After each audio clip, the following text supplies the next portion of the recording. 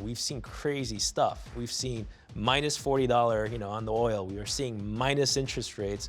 We're seeing like short squeezes and gamma squeezes and all these craziness. What do investors really care about? They care about capital preservation. They don't want to lose their portfolio value, right? If your hedge cannot survive bull markets, it is not a valid hedge. B-Mark, take two. Can you talk about the development of the ETF market, but specifically how they've democratized finance? So big picture ETFs, in the US at least, 1993, first equity ETF. In the beginning, it was just another institutional hedging instrument, right? So it came out of the 87 crash, and the regulators wanted another way to provide beta exposures and hedging exposures. And so the ETF became that tool. But eventually, it's grown into become a very efficient and, as you just called it, a democratized way of investing because it provides access. So in the beginning, it was very cheap vanilla exposures, S&P 500, eventually fixed income, some of the more common commodity exposures like gold. But it's evolved significantly since then, and now you're seeing everything from actively managed strategies to very niche micro exposures, frontier markets, parts of the credit market that, 5 years ago, even active managers running, larger strategies could not get access to is now available through a ticker on a broker dealer, right? So the amount of access and exposure you could get now is amazing. And we're part of that conversation now because as we've gone from equities, fixed income, and other asset classes, now there's a lot of advancement in providing exposures to derivatives, right? Derivatives have been a challenge to put on because there's a lot of paperwork and suitability questions and just qualifying to be able to trade them. And so we're trying to simplify that and provide access. And I think, we're one of many companies in that journey, but at least from the derivative side, we want to be a first mover and an early leader. So as we stand here today, what kind of macro risks are you sort of on the lookout for? We live in very interesting times. We're going from a world of about 10 plus years of monetary policy, central banks being the dominant steward of economies, right? Monetary policy, QE policies, financial easing, that's carried the day for a long time, but we're hitting the limits of that. Mathematically, as interest rates get down to the zero bound in the US and are zero or negative in most of the world, you just mathematically run out of, the ability to cut interest rates. Fine. QE, every dollar that's gone in now, your incremental return in GDP is shrinking to the point where it's basically just wasting money trying to do QE policies, and it's leading to a lot more costs. So the costs are now starting to significantly outweigh the benefits. So that transition from central bank monetary policy to fiscal policies, i.e. things like stimulus, things like changes in policy to address inequality or climate change, that transition is going to be messy in the sense of throwing big dollar amounts, right? $7 trillion in the US just last year. I mean, that number is staggeringly big. That has impact. And then who gets the money versus, big institutional investors benefiting through bond purchases versus $2,000 checks to individuals who could then either go buy something or go stick it in a story stock that goes up 100% because a bunch of them do it together. The market structure is changing at the same time. So it's not just demographics, the macro shift, but also market structure, the role of passive, right? So parties buying instruments and securities that are not economically sort of induced. It's just, hey, flows are coming in, we're going to buy, right? That's a massive market structure, and I'm sure you've had guests on talking about changes in that. ETFs over active managers. You've seen a lot more sort of jumps in prices, air pockets, stocks doubling, tripling very quickly. This is all sort of the symptoms of market structure changing significantly. And here's a negative of options related to that. The growing adoption of options, which initially may be hedging and sort of helping, has now gotten so big where it's the tail wagging the dog. And so you're seeing these single name options massively changing the prices, right, and impacting the prices of the underlying companies instead of vice versa.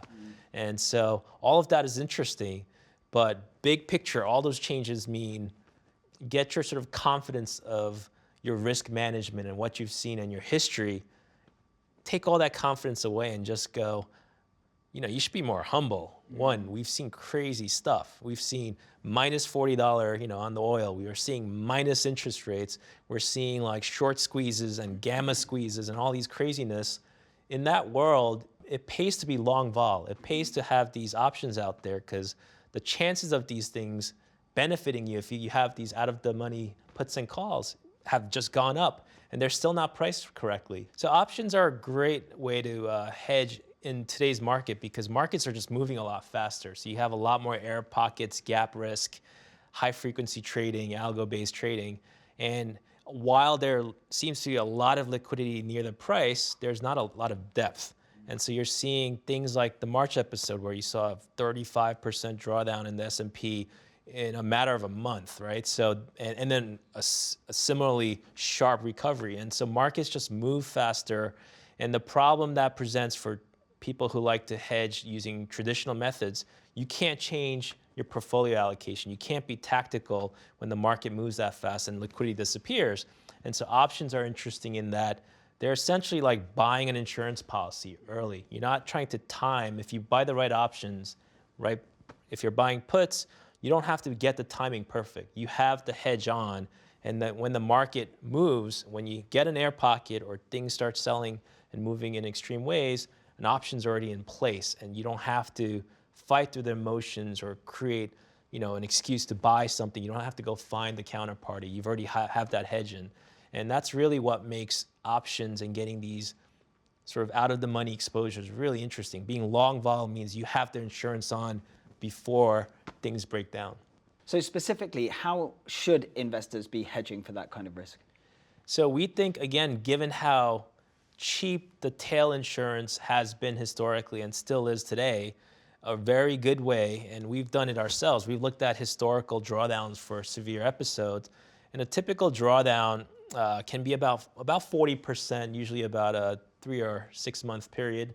And so we're using laddered options to sort of get that exposure. Why laddered? There's a lot of path dependency in options, and we're not trying to time or get lucky. We're trying to create insurance policies that protect against a wide range of scenarios, but because options give you infinite combinations, you have to sort of pick your battles, right? And we've studied drawdowns and sort of the typical pace of drawdowns, and so we found through our own scientific studies and historical analysis that buying laddered legs of an option overlay takes a lot of the noise out, allows you to sort of get a smooth sort of insurance across a wide range of scenarios. And if you sort of get those options to be struck at a place where you've seen typical drawdowns in the past, call it a 50% strike, all of a sudden those are really, really cheap ways of getting hedges on. And through the power of convexity, what the heck is convexity? It means as something falls, you lose less than mathematically you should be. So it's sort of like a rubber band. So if the market falls, 30% with the benefit of having these hedges on, you might only be down 15 or 20%. But convexity could work the other way. If the market's up 25, if you have some call options on, you could be up 35 or 40%. And so it's a really interesting way of taking advantage of extreme moves in either direction. And one thing we haven't mentioned is inflation, because we haven't got it now, but when that starts to kick in, how do we know what kind of effect that'll have? And can you get inflation-adjusted ETFs or inflation built in? So totally agree on that. And so the biggest bubble by far is in the fixed income world, right? And that has trickled out into everywhere else because as you've bid up the prices of bonds and issued so much debt, that money goes somewhere else and it goes into other asset classes. So first and foremost, central banks have inflated the biggest bubble ever in bonds. There should be no fixed income bonds that trade at negative interest rates. That is an aberration, right? That just is broken math. And we've already crossed that Rubicon. So that's the biggest bubble. But that's now trickled into equities and into other asset classes. And that had not created inflation. It created asset inflation. But now you're seeing that transition we just talked about where the banks have gone from pumping money into financial assets into policymakers putting money into the hands of people, right? So your personal income goes up, which is highly correlated to inflation. At the same time, you're seeing supply chain break down. So yeah, if there are ample supply to take demand, you might not see a dramatic jump in inflation, but you couple inflation driven by demand as well as supply chain imbalances and trade breaking down that all of a sudden create supply constraints. You're seeing it. Anecdotally, I remember during COVID, I was trying to buy dumbbells. And you go online, it's 200, 400 bucks for a set of dumbbells. And before they were 20 bucks. Why? Because they were shipping in from China, right? And all of that was breaking down and supply and inventory became problematic. So how have ETFs actually changed in terms of incorporating options into ETFs to try and take advantage of, we've seen the market move quite a lot every now and again, to take advantage of that volatility? So for a long time, ETFs were not allowed to own derivatives. And then that's a change that happened recently. They now can use derivatives, and we're seeing a lot of demand increasing for things like buffered strategies or hedged equity strategies. But mostly, it's been bringing established strategies and things available in other vehicles like UITs or mutual funds that has been ported into the ETF world. And so from my perspective, that's kind of an evolution or just another cross-pollination of existing strategies. What we're doing is completely different. So what we're doing is using option exposures to, if you think about asset classes as a range of distributions of returns, we're using options and eventually other derivatives to surgically manipulate those distributions, not in ways that have been available for decades, but in ways that really, really matter to advisors and investors. What does that mean? Well, what do investors really care about? They care about capital preservation. Mm-hmm. They don't want to lose their portfolio value, right? So protect your downside using the right priced options, the right insurance, cheap insurance where you could get it. And why are they investing? To earn money, earn returns. So find ways to enhance or take advantage of asymmetric bets where you get a lot more upside than potential downside. And so again, surgically create distributions inside of this really easy to use instrument, right? The ETF. Anyone could buy one, but bringing institutional caliber sort of tools and sort of science into ETF wrapper, we find that to be fascinating, a big opportunity, and ultimately we hope a massive value add for investors. So you talked about with ETFs, anyone can buy one, mm-hmm. But I know that with Simplify, and let's move on to your company you launched last year. Typically, are advisors the people that you're targeting? Do you want to talk a bit about that? So advisors, of course, a lot of advisors can use options, right? They have access to a lot of professional managers and instruments and securities. The challenge of options, though, is a lot of advisors run accounts for many, many people, and so being able to file the paperwork and sort of managing the allocation across sometimes hundreds of accounts is a big headache, big challenge. And then when you think about allocating an option, right, some of these options can be $10,000, $20,000 in amounts because we're talking about things like index options. And so how do you allocate these things if you have a handful of smaller clients? How do you use them in a way that's effective? And that's another advantage that ETFs and commingled funds bring, right? So you could buy a share of an ETF, and the advantage there is one share, which might be 10 bucks or 20 bucks, can give you 500 line items. And similarly, ETF that has options inside of them can give you this amazing hedged and sort of scientifically designed option overlay inside of one ticker and inside of one share. And that's the beauty. It makes the use of options much easier to allocate, operationally a lot easier, and eventually a lot more tax efficient than doing it yourself. Mm-hmm. What products do you have out there now? So most of our products, we have 9 ETFs with another half a dozen to come shortly. So it's a growing platform, but we've only been in the market since September of 2020.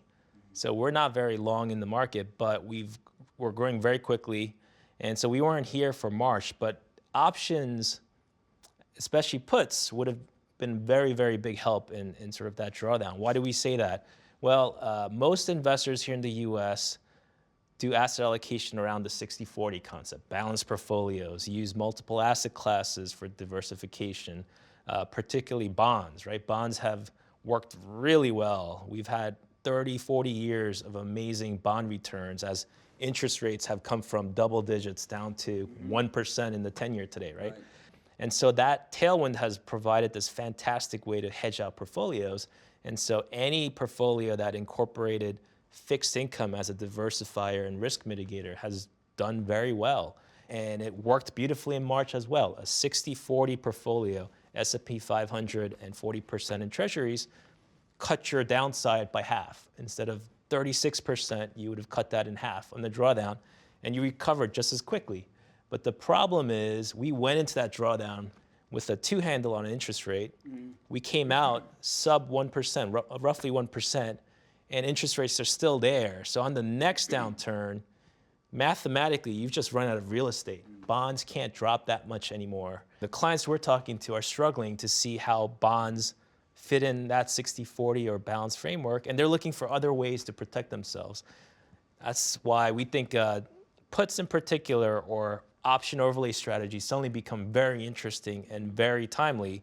And so our strategies, in essence, are bringing the power of options, but in a scientific, cost-focused and hopefully return-enhancing way to generate that sort of gap that bonds no longer fill. We're trying to fill that need, right? So downside mitigation, puts, check.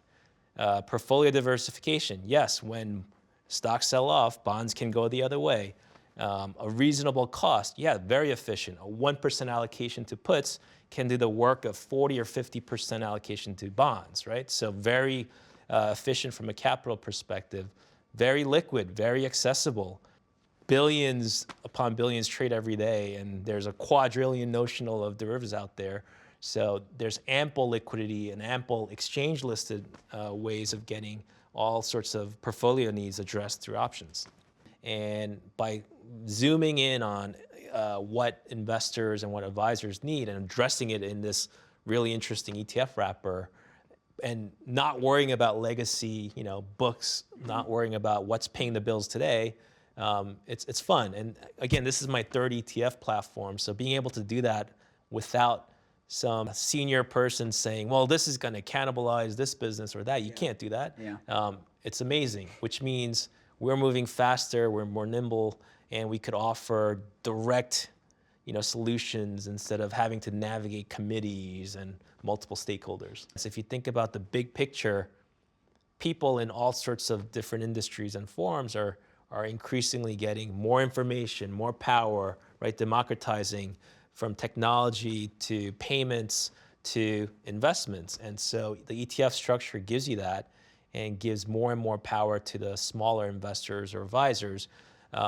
Simple example, 10 years ago, an advisor couldn't buy a bond directly. It's really hard, right? And so they had to buy through basically a mutual fund manager. But now a small advisor, a mom and pop, could buy exotic high yield or muni bonds or EM local bonds, and not just buy them, but buy them through the experts with the best execution. So you're buying through the desks of a PIMCO or BlackRock or a large market maker, because they're the ones who source the bonds and put it in the ETF. So a small individual could tap into the execution desk of a $1 trillion company, and that's the power of ETFs.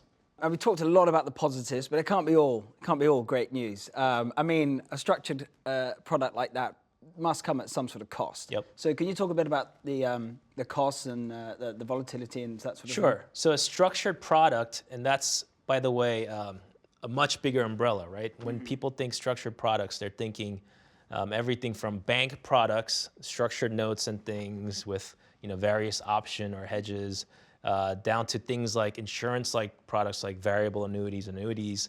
And so relative to those, ETFs have a massive, and certainly our ETFs have a massive cost advantage and often a tax advantage.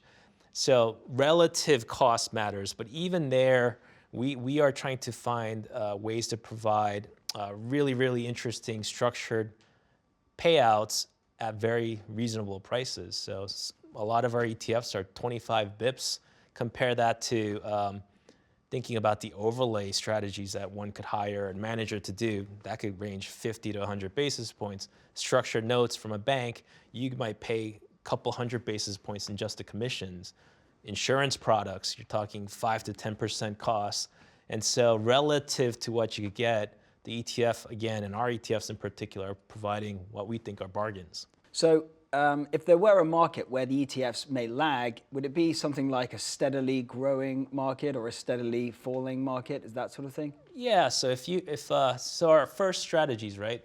And we as a shop generally want to be long vol. I mean, that sounds complicated. It basically means we think the tails of a distribution, one, are more likely, and two, are massively underpriced. So if you're going to buy insurance that protects you from these big drawdowns, ironically, they're some of the cheapest insurance you could buy. And so we would love buying that exposure. But similarly, upside calls, as you go further out, are really cheap and some of the best ways of getting. Even after last year? Even after last year. Now, single name calls are expensive, but the index calls are still cheap. And so there are things about the option world that as you get further and further away from the belly of the distribution, you start getting very interesting asymmetric bets that are in your favor. And so we want to be long vol. One, it's worked in the past 5 or 6 years. You actually got paid to put on insurance, which is the best form of insurance, right? And then historically, there's been decades of time periods where being long vol made sense, where the cost of that option was cheaper than what was realized. But people have a massive recency bias, and so a lot of professional managers have it beat into their heads, conventional wisdom that only losers and retail buys options, right? It's for suckers. Right. A professional portfolio manager should be selling vol because realized vol is always lower than implied vols. Yeah, fine, if you add it all up in the aggregate, maybe, but as you sort of find niches or go toward the tails, the math breaks down, and all of a sudden, real world messiness trumps mathematical option pricing formulas. Right. And so our strategies try to take advantage of those things. Yeah, in a sideways market, if you have these tail insurance, you might drag, but every 4 or 5 years when the market drops 20%, that was cheap insurance. You more than make up pays up for all the previous years. So Paul, I mean, we've seen in the markets that people who've both been short vol and long vol have ended up losing money in the long run. So how do you avoid losing money trading volatility? So being short vol is your classic picking up dimes or nickels in front of the bulldozer. And so those firms that are structurally constantly short vol tends to blow up roughly every 10 years. And so you don't see a lot of long-lived vol specialists in that world. But on the other hand, if you're long vol, it's like buying insurance. You could be overinsured, right? And so the key to being long vol is saying, I need to size my insurance such that my hedge survives bull markets. If your hedge cannot survive bull markets, it is not a valid hedge because it's not going to be there when you need it. And so in our strategies, sizing the amount that we're willing to invest into a premia that an advisor can anticipate. For example, our S&P lineup, we are budgeting about 2 to 2.5% per year in buying these out-of-the-money calls and puts. Why?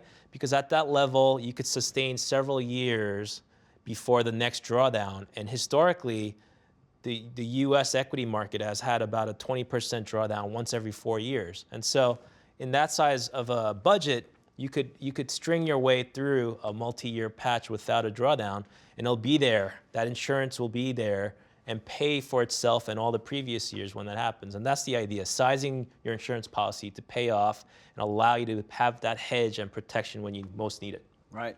Okay, so I'm getting the impression now that volatility is basically being underpriced, and it's something that your products offer because it's relatively cheap, and that's something that they should be looking into. So what's the kind of investor that should be looking into that right now? So vol is cheap, but doesn't mean just because something is cheap, you go out and buy all of it, right? Because it has to be in a framework. And so our target market are advisors, and our advisors that, for the most part, are in that 60-40 balanced sort of portfolio framework. And so our initial lineup is helping them address the shortfalls of bonds in their portfolio, providing interesting ways to hedge and add risk mitigation. But as we start offering our different products, we're going to start addressing things like the inflation concerns, right? As well as addressing the opportunities, right? It's not just about protecting your principal and protecting your portfolio. It's about keeping up your return so you're able to hit your investment goals, right? And that means generating returns when growth, income, and yields are scarce. And that means going into things like disruptive names, into technology names, places where the growth by taking market share from dysfunctional or outdated business models, that could power through the macro environment, which is really not conducive for growth. What are some of the black swan events that you think actually could materialize? So anything that breaks out and damages sort of what's driven the positive side of growth, right? So globalization, sort of decentralization, more power for individuals, anything that reverses those trends is a danger. And then we're also seeing technology, the same powerful enablers of individual rights and power at the same time can often become a double-edged sword, and it could sort of become an instrument of repression or oppression. And so trends going too far of gutting economies and things. So that's all part of it. Certainly you're seeing messy transitions between monetary policy to fiscal policy, demographic shifts, right? Constant decentralization versus the desire for efficiency and centralization. All those messy transitions create risk, but also opportunity. Right. Well, we're going to be talking a lot more about these trends as we continue through these series. But for now, Paul, I want to say thank you very much for your time. Just such a pleasure. Yeah. Awesome. Simplify are at the forefront of using the efficiency of ETF products to provide investors with the tools that they need to help navigate this uncertain landscape. They scour the markets for efficient hedges and offer them at affordable prices, simplifying the process of portfolio construction for all investors.